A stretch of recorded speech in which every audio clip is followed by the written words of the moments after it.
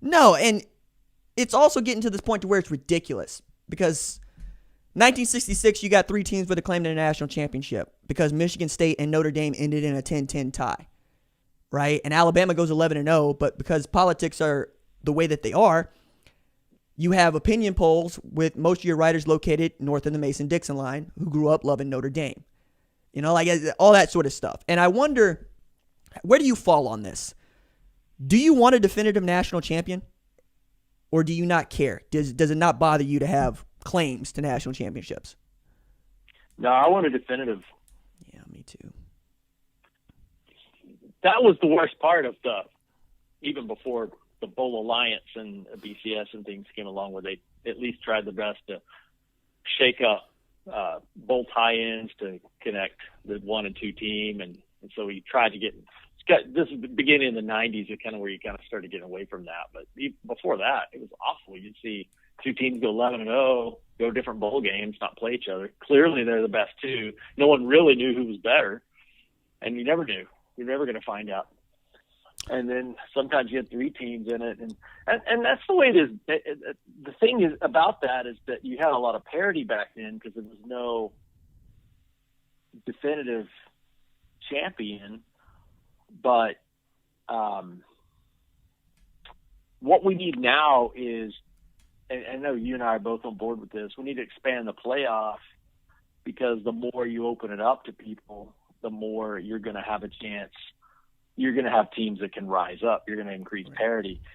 One weird year was 1984 when BYU went undefeated, and they were in the what was it called? The Holiday. WAC. Oh, yeah. And they were tied into the Holiday Bowl, which was like this December 24th bowl, in San Diego, and they would play it wasn't a tie-in like they played the 7th place Big Ten team or anything like that, but it was. But that's what happened, though. Usually it was a 6-5, 7-4, Michigan, Big Ten, Big 8, some kind of school that would come out, and then they actually played a 6-5 Michigan team that year. Right. So it was by far the biggest name they had played, but Michigan wasn't very good, and I think BYU beat them like 24-17 or something. I mean, it wasn't even Michigan had a chance to win the game, and BYU gets national title that year. I mean, imagine that now. I mean, in today's currency, you're talking 4 or 5 teams getting the national championship because of no playoff, No, and that's kind of the point, right? Because like Coastal Carolina beats a number 25 Liberty or whatever, who's going to give them a national championship other than like the Kali Matrix. I guess the other place that I go with this is we got 3 lost teams in New Year's Six bowls. I don't think that's ever happened.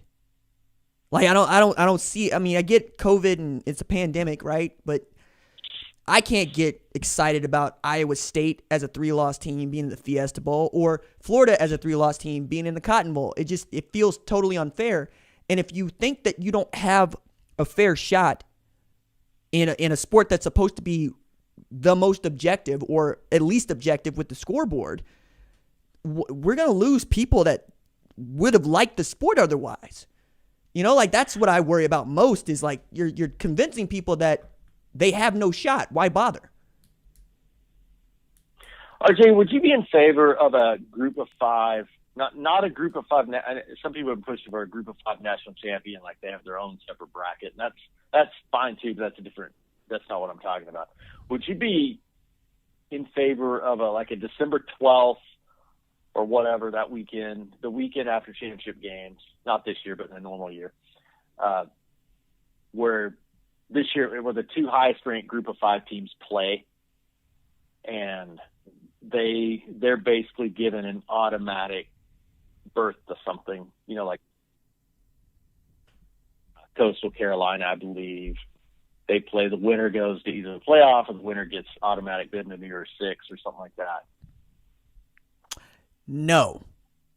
Right? Because we kind of already have that in some ways. I get how it's different, but like the highest ranked group of 5 team gets to play in a New Year's Six bowl, right? This year that's Cincinnati. Right, they're already in that, right? Right. Correct. So I also want to remove any advantage that we give to moneyed schools and conferences because they already have an advantage. They're moneyed and they are in a moneyed conference.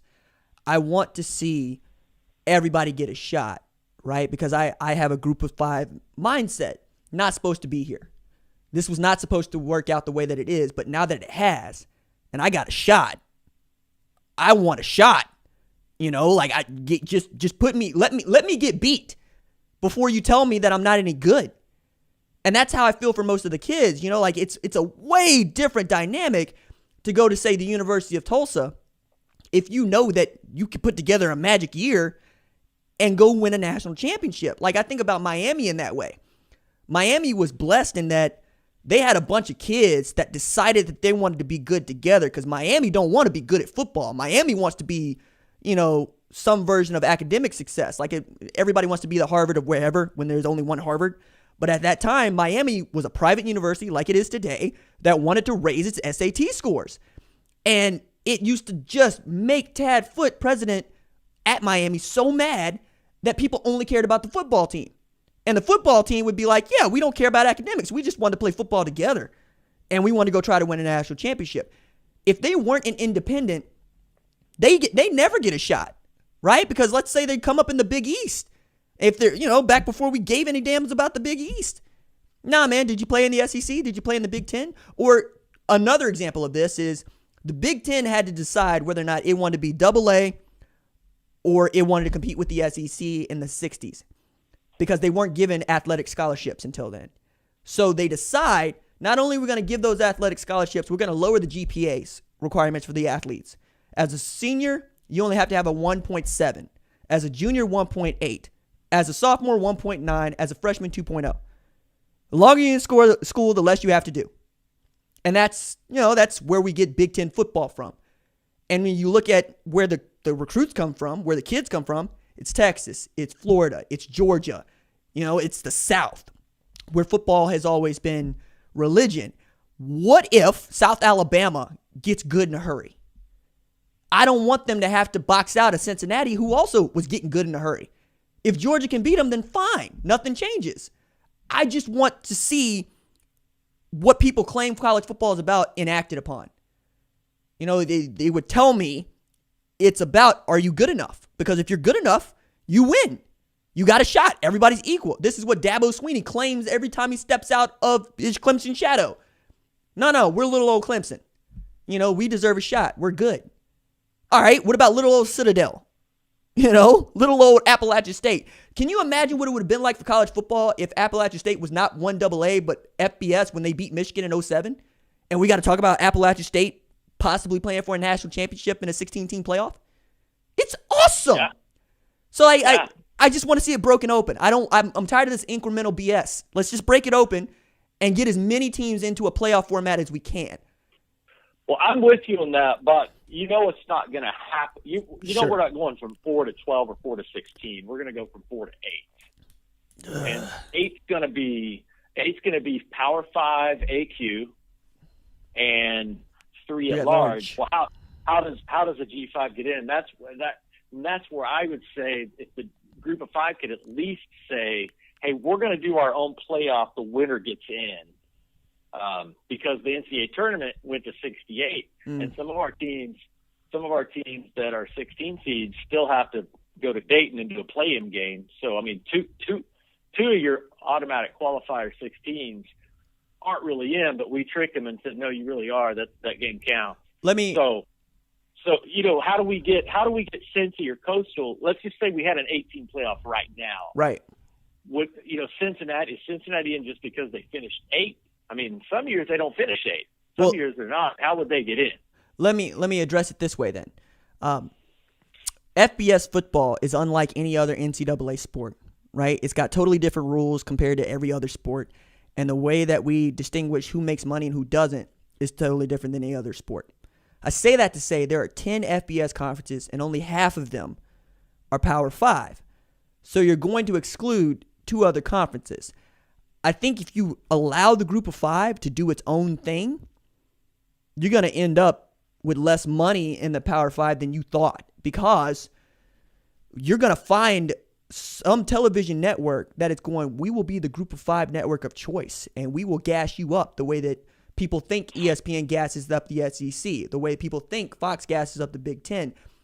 I look at, say, the American and the deal that it put in place with ESPN Plus a couple years ago, or even last year, and how much better they're going to be because they got that deal. If you become the people's college football network, there's so much power in that. You know, like that's one of the things, like with this channel, I've really tried hard to talk about as many teams as I can, right? And even answer questions in the comments that I think are good and make them in the topics, because I think of this sport as belonging to the people. I think of it as for everybody. In an 8-team format, you better guarantee those other 3 or 2 of those other 3 spots go to teams that are in conferences, and then let Notre Dame and BYU figure it out. But so many people think that they're going to lose, you know, a large fan base like BYU and Notre Dame. And I'm going, no, it's not like it was in the 80s or in the 60s where you had 1 national television game or 2 national television games. We see literally every game, Steve. So, like, how are you're just going to make a bigger pie, I think. So the way that I would go about this is, yeah, if I want to be fair about it, you have a play-in game, but you're also making those teams play another game in a sport where everybody claims up and down that, hey, it's unsafe to play more games. I don't think it's unsafe to play more games. I think it's unfair in college football because it does take more of a toll than basketball. But if it's Coastal Carolina and Cincinnati, you're also talking about who are the highest ranked group of 5 teams. And then 1 independent, right? That's what you're doing. You have to rely on a bunch of people to rank them. And I don't rely on humans to rank football teams because everybody's got biases. We like to think that we don't. And we like to think we watch a lot of football. But when push comes to shove, you're probably going to pick the team that you watch the most. That might not be the best team. This is what the Pac-12 has said for years, right? Can you imagine what it would be like for us to have Oregon get into this thing with an automatic qualifier this year? Like, how do you make that fair? I guess is my question. So, like, that's where the automatic qualifier thing for the A5 doesn't really work because the Pac-12 hasn't been great. I think we got to be careful not to mix this year in. Okay. I mean, obviously it's an outlier in a lot of ways. But you're right. 3-loss teams still get in sometimes. I mean, they get into New Year's Six Bowls all the time. And, you know, we used to have in the BCS, when there were 6 conferences then, there were big BCS conferences because Big East was still around. Right. And the ACC and the Big East would often put just a crap team into a BCS bowl. Right. You know, because they put 7-5 Florida State because they were still the best team. They didn't end up putting it together and win the championship game. And I remember one year Connecticut made it. You had to play them in the Fiesta Bowl. Right. Yeah, Adrian Peterson went to work on them. Yeah, it was like a early season paycheck game. Golly. In a bowl. Yeah, I mean, but then you get things like the Avocare, right? Kickoff, where Tom Herman and Houston upset Oklahoma, and they have a magic year, right? Nobody's seen or heard from Greg Ward as a quarterback since. You know, I want those moments for college football. I think we're starving ourselves of those moments. Why? I don't understand why. And the only argument it's going to happen. Okay. It's going to happen. If you remember, how long was the 4-team playoff talked about before it actually happened? I mean, basically since the 60s? Years and years and years. And so we all know it's going to go to 8, and we all know it's going to end up at probably 16. By 2036, 2040, we're going to be talking about a 16. You know, we could even match the FCS and go to a 24. I mean, at some point, it's just going to keep getting bigger and bigger because I think you and I talked about this the other day. The bowls are – the tradition of the bowls are gone. They just aren't – it just isn't there anymore. We can still use bowls for these quarterfinal, semifinal, final games, all that stuff. We can still use those, but nobody cares about the Cotton Bowl anymore. Yeah, man. Like, making that point with you, texting with you, like, Texas and Miami were playing for a national championship in the Cotton Bowl as other teams were playing for a national championship in other bowls in like 1991, right? That would never happen today because even that bowl game is called the national championship. It's no longer called like the Rose Bowl or Cotton Bowl or whatever. It's just the national championship, and we use those bowl games as semifinals. And then you get the weird stuff like this year, where the Rose Bowl is going to be played in Dallas, which is going to be weird enough. But also, like, because bowl tie-ins and contracts are making the sport worse, quite honestly, you're also looking around going, all right, so who gets into this bowl if the Sugar Bowl is a semifinalist game? Like, I got that question on Twitter. It's like, wait a second, RG, did I miss something? Isn't the Big 12 and the SEC a Sugar Bowl game? And isn't that what it is? I said, not in a playoff year. Okay, so what about these other games that are not in a playoff year? Do they shift? It depends on the contract, right? And that's how you have Army without a place to go for days as a 9-2 squad. Like, that's the other thing. I can't imagine how people would have taken that in the 70s and the 80s to see a 9-2 squad with the resume of Army and the tradition of Army not have a bowl game to play in. Yeah, the bowl tie-ins really, I think, were what ruined the bowls to begin with. Once you start having, I mean, I don't mean like the Big 8 champion going to the Orange Bowl. That wasn't so much the bad thing, but you know, having some brand name sponsored bowl with no real name, what like the Tangerine Bowl, if like you said, the Advocare, you know, whatever bowl. And it's like, well, A, nobody knows what that is, and B, it's the Pac-12 6 versus Big 10 5 or something like. Right. Like, who cares? Just give me a good matchup. I've kind of been on the side of, you know, we should have a committee that doesn't just decide the playoff. They need to match up all the bowls too and give us bowl games that we care about that are interesting. You know, like Arkansas and TCU, Texas, Colorado. Those are good matchups because of the names in them and the teams that used to play a lot, and they're kind of a regional attraction. And you know, if that's what bowls were, I mean, that's cool. I could get into that. I mean, that's kind of how I remember it is fun matchups and random matchups. But you know, the way the tie-ins are, if you finish third in the Big 12 every year, if you're Oklahoma State, you go to the Alamo Bowl like 8 out of 10 years. And you play the Pac-10 or Pac-12, and it's the same, like, just so boring every year.